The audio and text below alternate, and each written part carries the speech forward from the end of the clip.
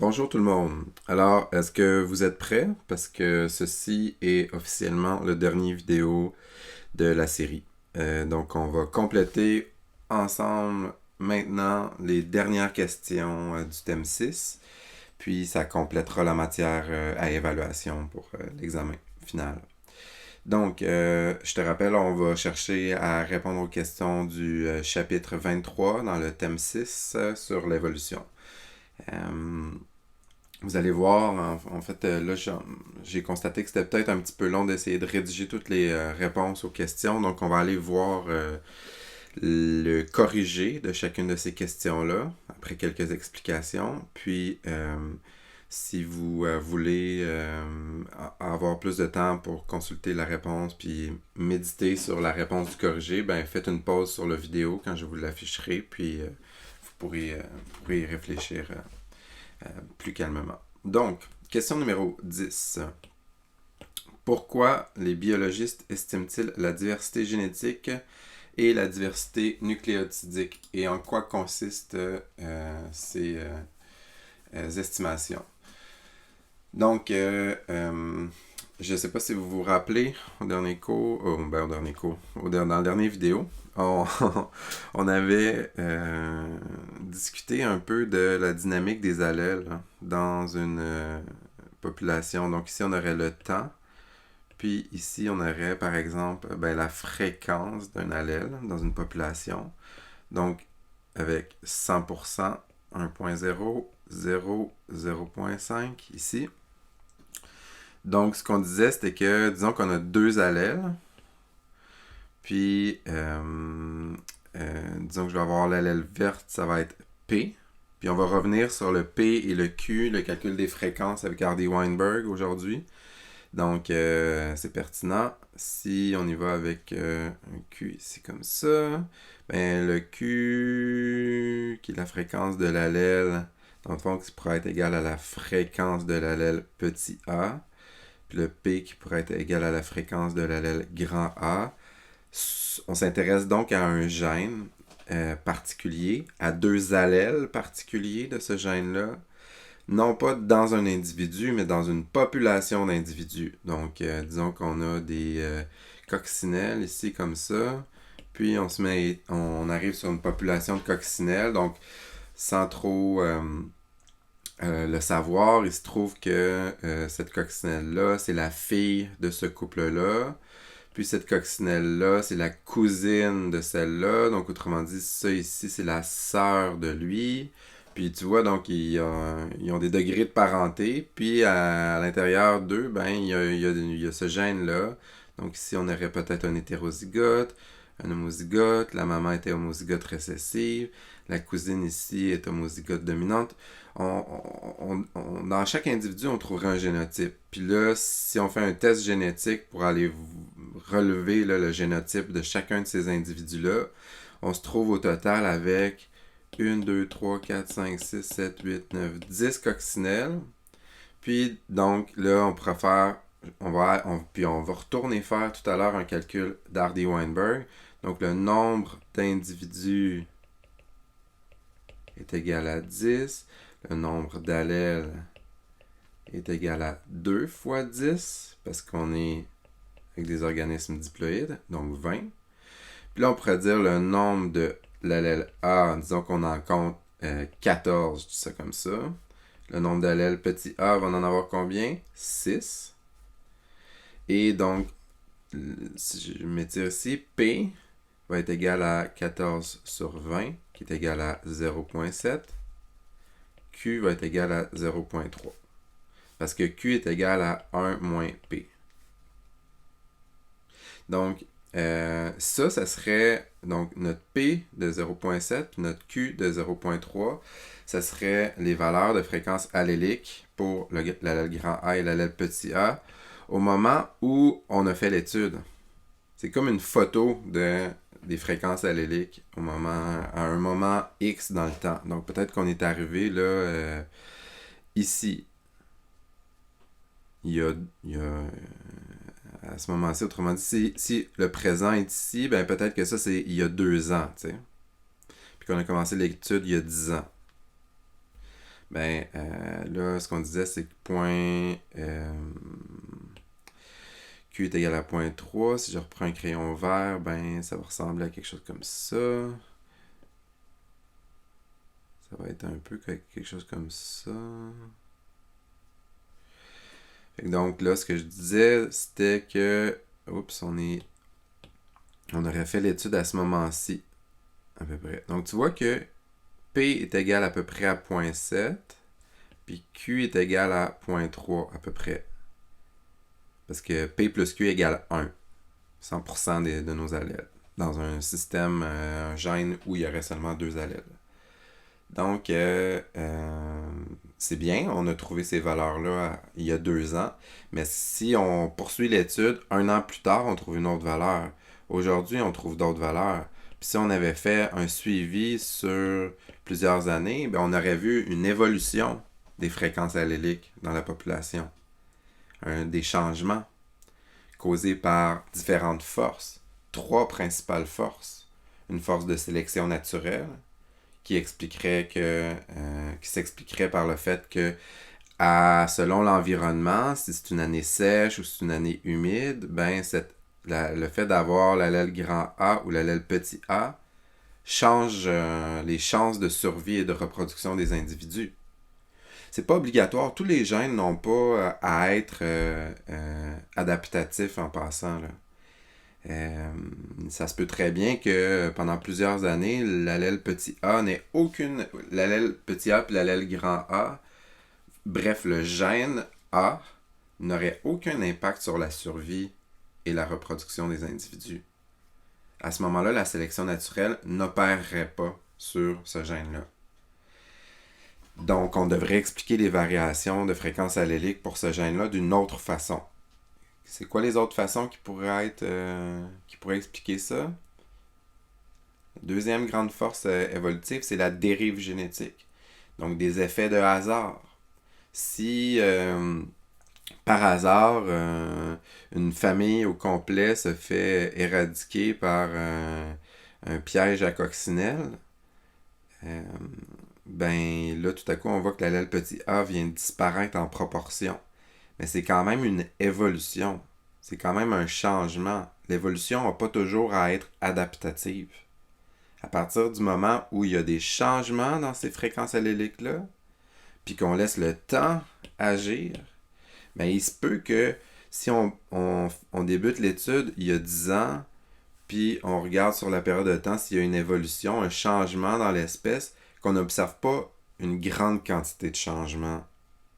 Après tout, les fréquences alléliques oscillent, puis on n'a pas assisté à une mutation, à l'apparition d'un nouvel allèle qui pourrait venir produire des phénotypes nouveaux, différents, un peu comme des mutants dans le fond.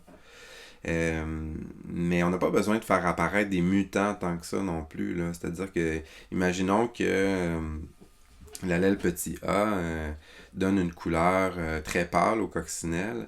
Le fait que les coccinelles soient tombées dans un piège par dérive génétique, ça va faire en sorte qu'au début, on pouvait observer des coccinelles pâles, mais à la fin, on n'en observe pratiquement plus. Donc, ça va quand même être une modification dans l'apparence de l'espèce. Donc. Puis, là, en fait, l'ingrédient magique qu'il faut rajouter dans ce cadre conceptuel-là, qui est l'évolution, c'est le temps. Donc, si on fait une étude, non pas sur 10 ans, mais sur 10 000 ans, sur 100 000 ans, sur 1 million d'années, pourquoi pas 100 millions d'années? Qu'est-ce que vous diriez de 1000 millions d'années? Donc, on est rendu aux milliards d'années. 3 milliards d'années. 3.7, puis peut-être même 4.3, on a des évidences de l'origine de la vie dans ces eaux-là, là, autour de 4 milliards d'années. Donc, avec beaucoup de temps, ce phénomène-là d'oscillation là, des fréquences alléliques peut produire des résultats, a produit des résultats très impressionnants par la diversité que c'est capable de générer. J'aurais pu rajouter le flux génétique également là, comme autre forces évolutives. Donc, nos 3 grandes forces évolutives sont la sélection naturelle, la dérive génétique et le flux génétique. Imaginons que des coccinelles d'une population voisine débarquent ici avec leurs allèles petit a, puis là, elles, c'est toutes des coccinelles pâles, là. Puis on se met à avoir des échanges de gènes par la reproduction. On pourrait assister, ça pourrait faire un changement dramatique là, dans la... Là, je me suis trompé de couleur, en fait. Il aurait fallu que je prenne le bleu ici. Il y aurait une augmentation de l'allèle petit a dans la population. Donc, la question, c'était pourquoi est-ce qu'on estime la diversité génétique? On va aller voir la réponse. Ici.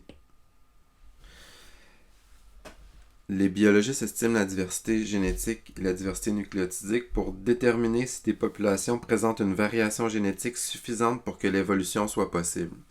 Parce que rappelons-nous que si par malheur, une de ces courbes-là tombe à 0 et que l'autre tombe donc par défaut à 100%, la disparition c'est la disparition d'un allèle finalement.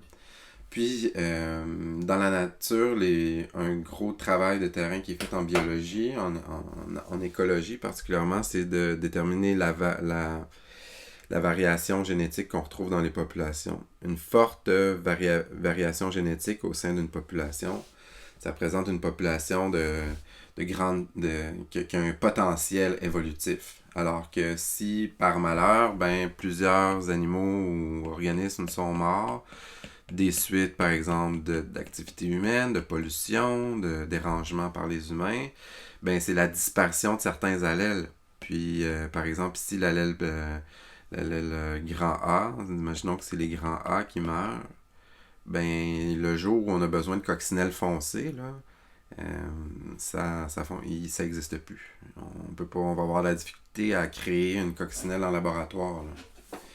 Donc, la réponse, c'est pour voir si l'évolution est toujours possible. Ce qu'il faut comprendre aussi, c'est que si on a perdu donc les variations alléliques, l'évolution sera plus possible. Si on est pris juste avec le A, il peut rien se produire, là. On ne pourra pas avoir de variation allélique. C'est la seule allèle qu'on possède. Donc, s'il n'y a plus d'évolution qui est possible, il n'y a plus d'adaptation qui est possible. Puis, donc, on tombe dans un cul-de-sac évolutif, puis une situation périlleuse pour une espèce.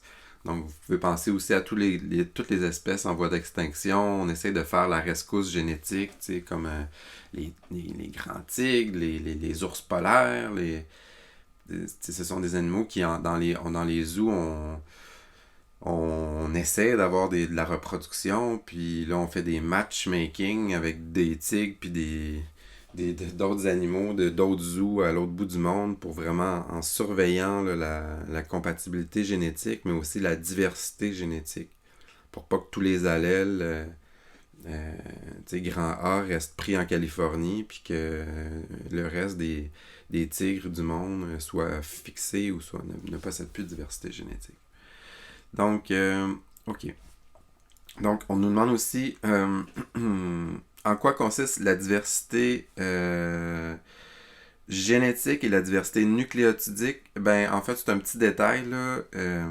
C'est que, tu vois, on dit la diversité génétique. C'est vraiment un détail. C'est au niveau du gène entier. Tandis que la diversité nucléotidique, c'est au niveau de la séquence d'ADN. Donc, l'idée ici, c'est juste que, à date, là, ce qu'on a vu, c'est qu'on s'intéresse à des allèles. Mais, donc, si on fait un relevé des allèles, on va avoir une bonne idée de exactement tout le phénomène qu'on discute là, depuis tout à l'heure. Mais dans la pratique, on va aussi parfois là, aller jusqu'au niveau de la séquence d'ADN pour déterminer là, les A, T, C, G, A. Puis là, on aurait un autre tigre ici, là, dans un autre pays, là, qui aurait une différence au niveau d'un nucléotide. Bon, je pense qu'à ce moment-ci, c'est vraiment un détail. Donc, on va cocher ça. Question numéro 11. expliquer pourquoi la variation génétique au sein d'une population est un préalable à l'évolution. Puis, question B, quels facteurs peuvent produire des différences génétiques entre les populations d'une même espèce? Donc, je pense que la question 11A, on vient pas mal d'y répondre, là. Voyons voir la réponse. Donc, au sein d'une population, les différences génétiques entre les individus fournissent le matériau brut sur lequel la sélection naturelle et les autres mécanismes peuvent agir. Donc, les autres mécanismes ici, il faut voir même la dérive. Puis, le flux génétique.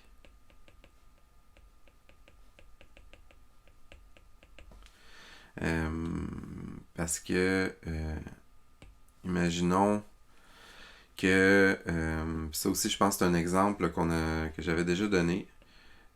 Imaginons que juste avant d'être fixé, là, autrement dit, juste avant que l'allèle ici disparaisse, ben là, on a une vulnérabilité à la dérive génétique. Ça se peut que c'est pas une pression sélective contre l'allèle qui le fasse disparaître, cet allèle-là. Remarque que ça pourrait aussi être une pression de sélection pour l'autre allèle, ici en bleu, c'est l'allèle petit a qui viendrait vraiment là, faire dominer, puis là, jusqu'à éliminer là, l'allèle grand A en vert ici. Donc, ça se peut que ça soit la sélection naturelle qui fasse ça. C'est comme si la sélection naturelle se mettait elle-même dans un propre cul-de-sac, mais la sélection naturelle, c'est pas un être intelligent qui contrôle les ficelles des fréquences alléliques des populations. Là. C'est une force, j'ai envie de dire, mais qui est en fait le résultat du hasard de vivre dans des environnements hasardeux, justement, tout en étant inégaux, en ayant des compositions génétiques, donc transmissibles à la progéniture, différentes. Ben, par défaut, ça va entraîner des changements dans le temps. Là, ça, là. Donc, je disais, oui, la sélection naturelle pourrait faire ça, mais il y a un risque ici, quand tu as une très petite population, mais c'est la dérive génétique. Donc, si tu as juste 3 individus qui portent un allèle, ben le sort de cet allèle-là repose sur leurs épaules. Là. Si c'est des adeptes de parachutisme, là, ces individus-là, puis ils font des sports extrêmes, puis ils jouent avec la mort, puis que là, ils ont un accident de parachute, ben, just too bad, là, ça va être la fin de cette allèle-là, puis on vient fixer l'autre allèle. Donc,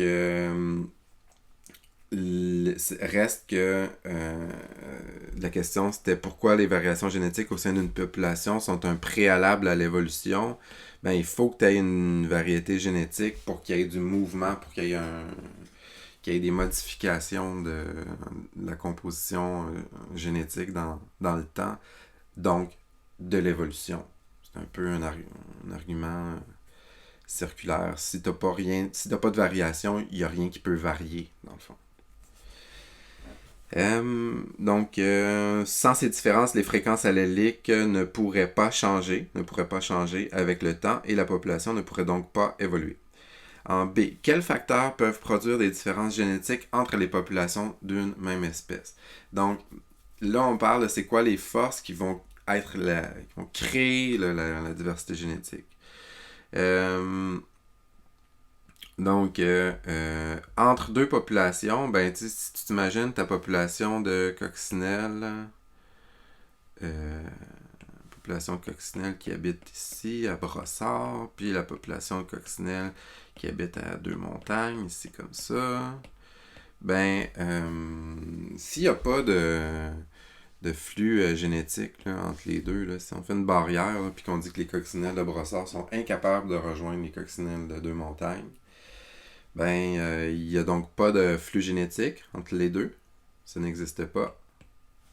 Donc, autrement dit, on est dans deux dispositifs qui vont évoluer différemment là, selon des contraintes différentes. Donc, si ici, à Brossard, il y a une inondation, puis là, on vient détruire par dérive génétique un paquet de coccinelles, ben ça n'a aucun impact sur notre population de deux-montagnes.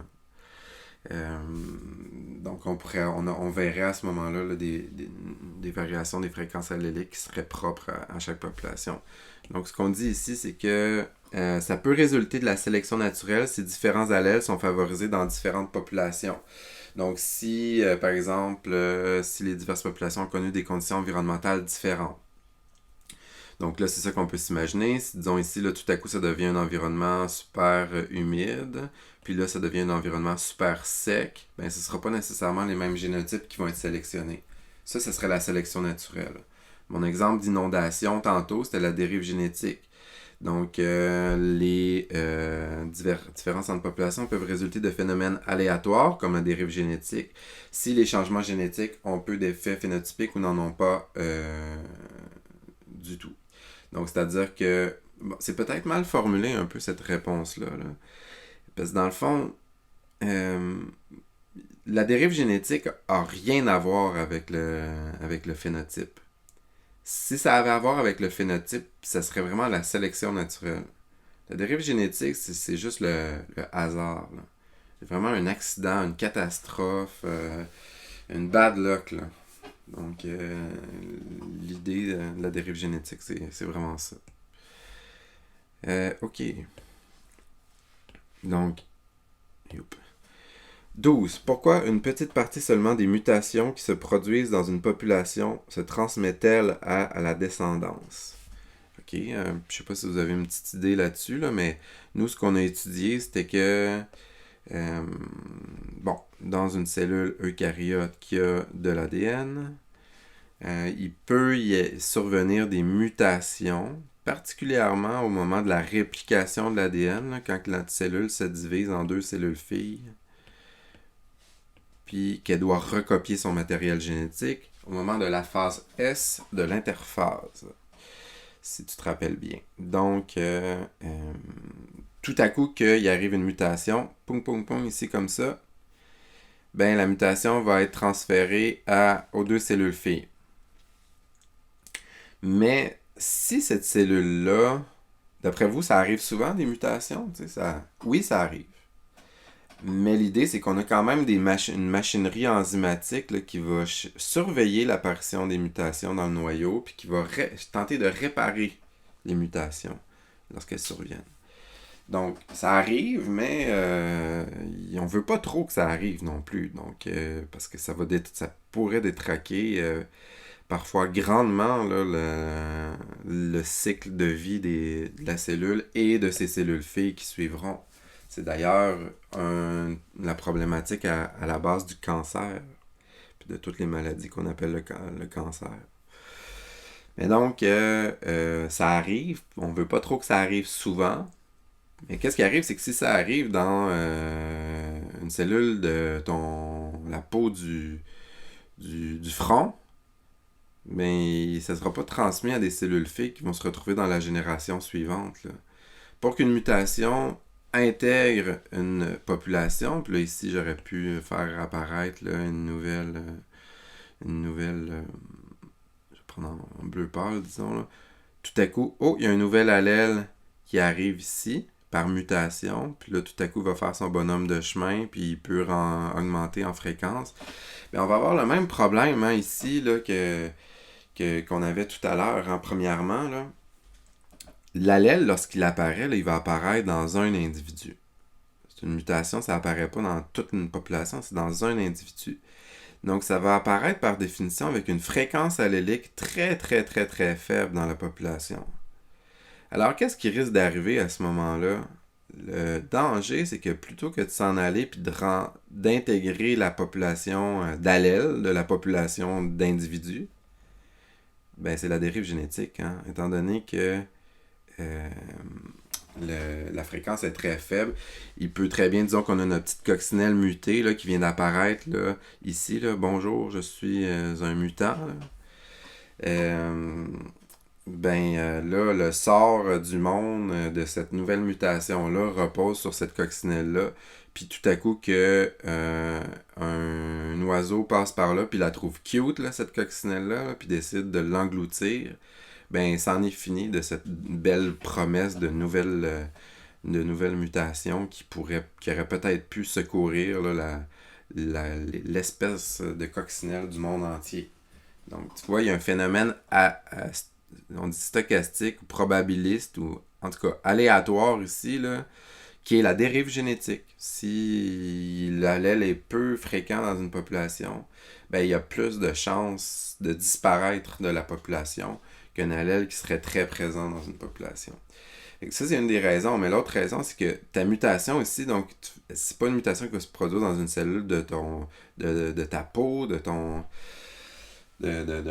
squelette, de ta feuille, de ta tige. C'est une mutation qui doit se produire dans les organes reproducteurs.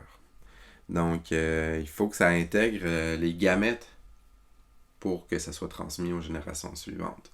Donc, de toutes les mutations du corps d'un organisme, ben c'est seulement celles qui vont se produire dans les gamètes qui vont passer à la génération suivante. Donc, voyons voir ici c'est quoi la réponse à la question.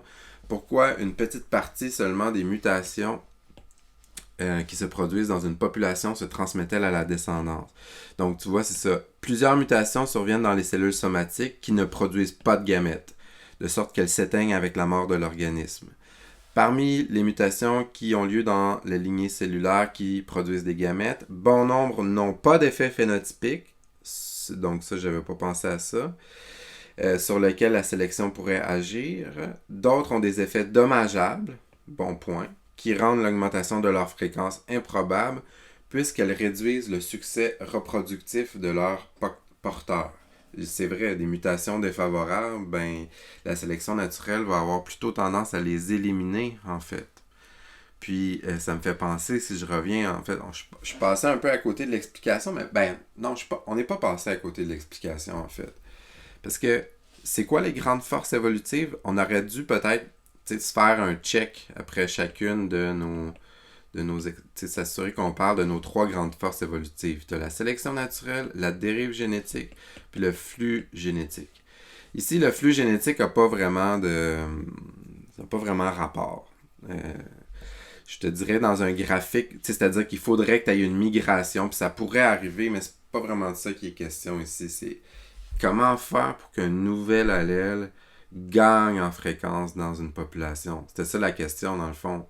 C'était pourquoi plusieurs allèles, une nouvelle mutation, ne réussissent pas à s'intégrer dans une population.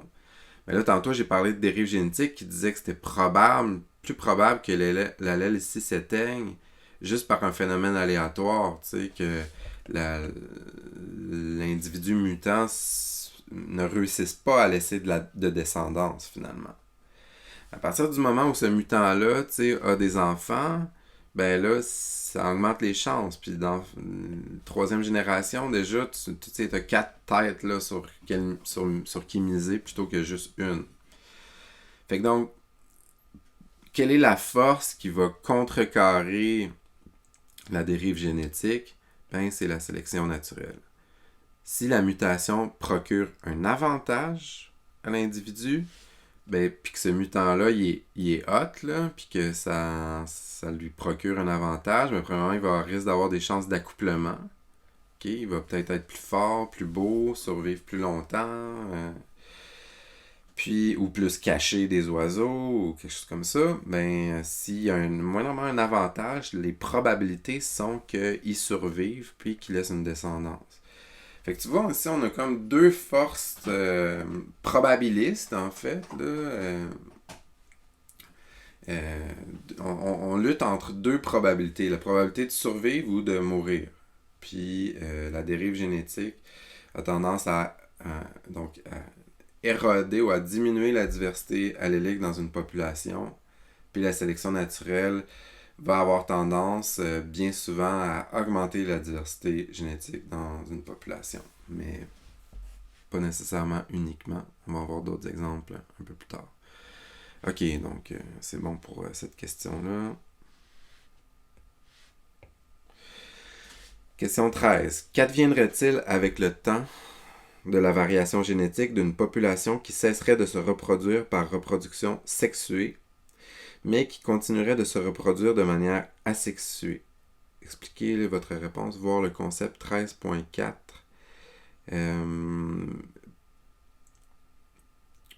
Je veux juste... on va aller voir le concept 13.4. Ça serait genre là. 13.4, c'est dans le cycle cellulaire.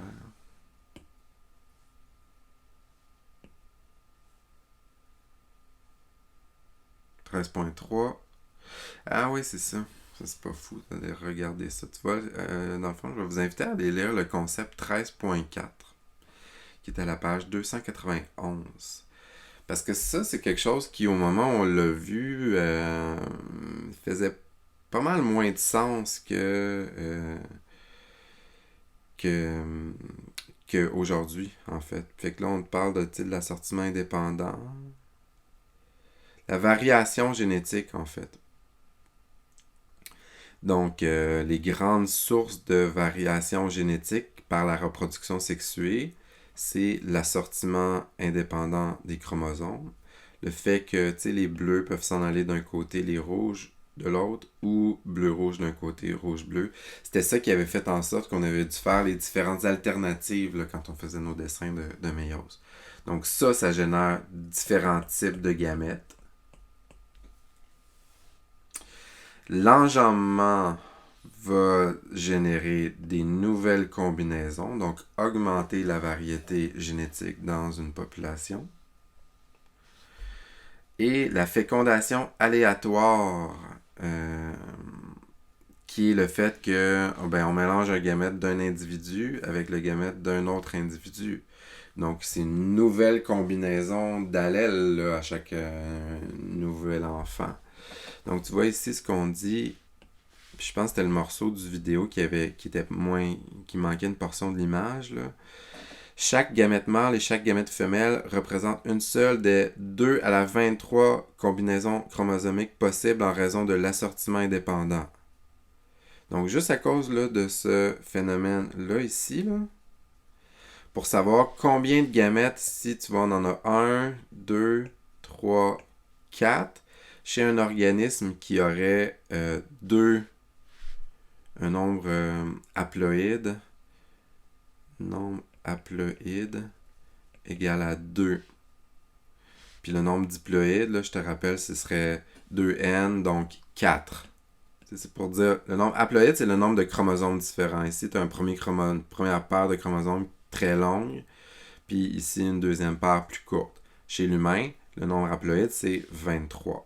Donc, le calcul pour savoir combien d'allèles, gamètes plutôt tu peux faire, c'est 2 à la n. Donc, 2 à la 2 pour représenter notre exemple de tantôt, ça donne 4. C'est pour ça qu'on retrouve nos 4 combinaisons. Ici, 1, 2, 3, 4. Mais si on prenait une cellule humaine avec les 23 paires de chromosomes, là, c'est 2 à la 23. Puis 2 à la 23, ça donne 8,4 millions de gamètes différents qu'un individu est capable de fabriquer juste à cause de l'assortiment indépendant. C'est beaucoup. Après ça, la recombinaison, il me semble qu'on l'avait calculé, mais est-ce qu'on a un chiffre ici? Non, on dirait que non. C'est dur à calculer, en fait, là, savoir. Il existe sûrement des nombres là, dans la littérature, mais selon les différentes espèces, tout ça, je ne saurais pas te dire, mais on s'imagine si tu as 2 événements de recombinaison dans un chromosome, ben là, c'est comme si on a 3 types de chromosomes pour chacun, fait que notre 23 ici serait encore plus élevé, fait que là, ça serait peut-être 2 à la 92 par exemple. Fait que tu t'imagines que le 8.4 est encore vraiment plus gros. Mais donc, la fusion d'un gamète, la fécondation finalement aléatoire, ça dit que tes 8.4 millions de gamètes différents d'un individu peuvent rencontrer les 8.4 millions de gamètes différents d'un autre individu pour avoir 70 billions, là, qui est un facteur 1000 au-dessus d'un milliard d'enfants différents. Puis à ce 70 billiards-là, billions, il faut qu'on rajoute l'enjambement. Donc, tu t'imagines, là, ça explique pourquoi est-ce qu'on n'est pas capable de fabriquer deux enfants identiques. Puis, c'est vrai pour les humains, mais c'est vrai aussi pour les coccinelles. Donc, nous, quand on regarde une population de coccinelles, on n'est pas très impressionné par leur diversité, là, mais c'est parce qu'on n'est pas des coccinelles. Dans le monde des coccinelles, ils savent très bien que Gertrude, là-bas, là, elle a des longues antennes. Puis Gontran, à gauche, là, ben, il est un peu trop porté sur les framboises. T'sais. Donc, voilà. Il n'y a pas deux individus pareils à cause de la reproduction sexuée. Donc, si on retourne, la question, qu'adviendrait-il avec le temps de la variation génétique d'une population qui cesserait de se reproduire par reproduction sexuée, mais qui continuerait à se reproduire de manière asexuée? On va aller voir la réponse. Ça, c'est la question 13. Ici. OK. Ben, là, ce qu'on vient de voir juste avant, c'est que la reproduction sexuée crée de la variation génétique, des nouvelles combinaisons. Donc, mesurer soit sur le plan du gène, soit sur le plan des séquences nucléotidiques. Ben, ça diminuerait probablement avec le temps. Parce que là, dans le fond, on aurait nos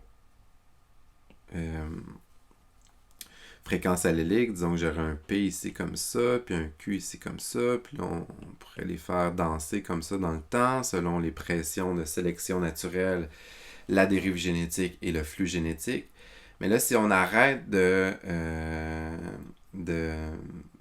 créer une variation dans la population, parce que là, les individus qui sont ici comme ça reproduisent toujours la même recette, le même individu, c'est le même clone, ben là, ça va avoir tendance à stagner la variation génétique, puis à précipiter là, davantage là, un des génotypes au détriment de l'autre. On va aller lire la réponse. Donc, au cours de la méiose, l'enjambement, l'assortiment indépendant et de chromosomes produisent de nombreuses nouvelles combinaisons. On aurait pu parler de la fécondation aléatoire aussi.